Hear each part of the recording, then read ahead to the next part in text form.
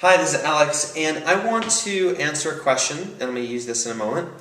The question is, what do you consider the best postures for women who complain of frozen shoulders? Okay, so we're starting with a yoga assumption that yoga can actually do something.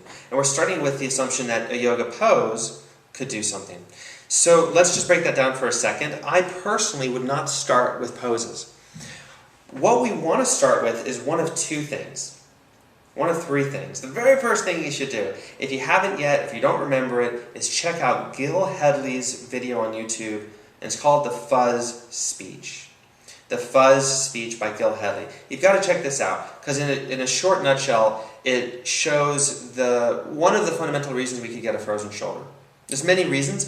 It could be mental, could be emotional, could be physical. As a source, as a reason we might be frozen. But to a large degree, there's a sense that this won't move, and then tissue builds up around it.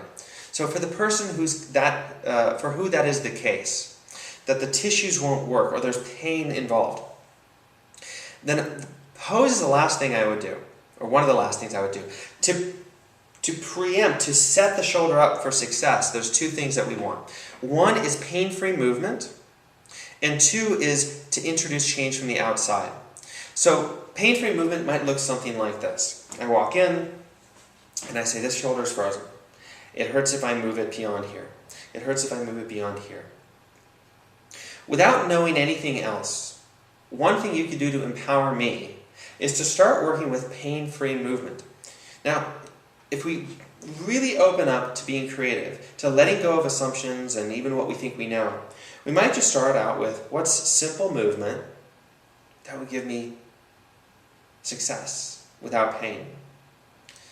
And what this does is it starts to connect movement with joy, with pleasure. If this feels good, or at the very least doesn't feel bad, then my nervous system says, great, let's have some more of that. I like that. So we can start to build the movement pattern. There are many, many exercises you could do. You can pick any exercise and start with this idea of successful movement in a pain-free range of motion. Breathing, relaxing, allowing the nervous system to learn, and then you can develop bigger and bigger movements.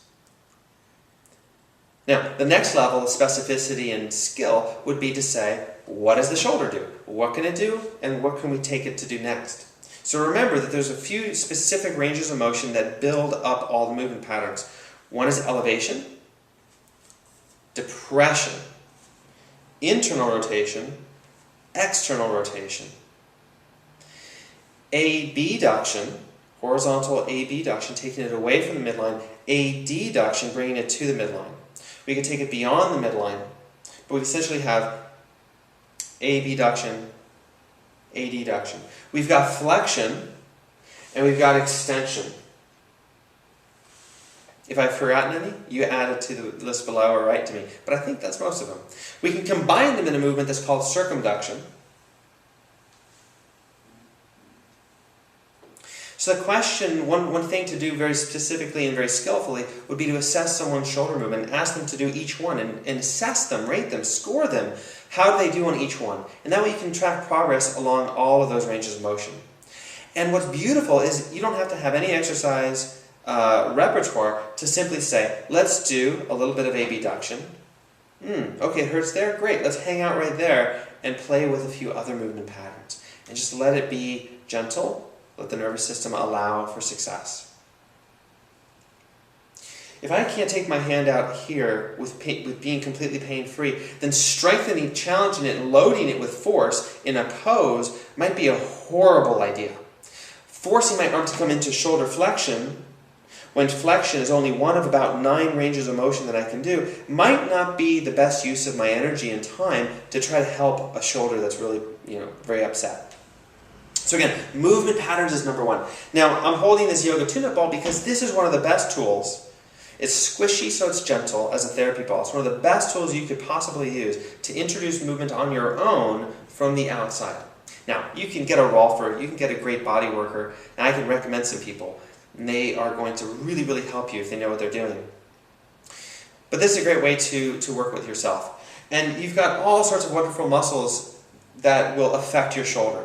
So again, without knowing anything about why that shoulder is frozen in the first place, we know that pec minor is a really rich source of relief.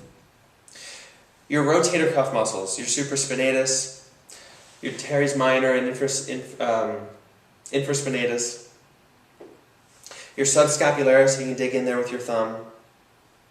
These are muscles that are really super wonderful to introduce movement from the outside. Then working into your deltoid, your lats, your serratus anterior. All these muscles are really wonderful to introduce movement on the outside. And if you don't have a therapy ball, you can use an apple. More seriously, you can just work it from the outside. And subtle movement from the outside can start to break up scar tissue and introduce more circulation to allow for the movement that needs to come in for healing to happen. So these are the two things. Pain-free movement patterns in your basic directions of movement for the shoulder. Play with pain-free movement patterns that involve all of your joints, including your neck. This is much more skillful and highly leveraged than any particular pose you could do. And then once you've got a good foundation through the movement and through soft tissue work that you do on yourself or someone else introduces for you, then you can start to challenge yourself with particular poses held for a bit longer period of time. Always keeping in mind that what actually creates healing here is the connection between the effort that you're producing and the sense of ease and comfort that you're holding. And when you work too hard, you actually can do some damage. So I invite you to hold the original definition of an asana and even of yoga, which is that intersection, the place in the middle between effort and ease.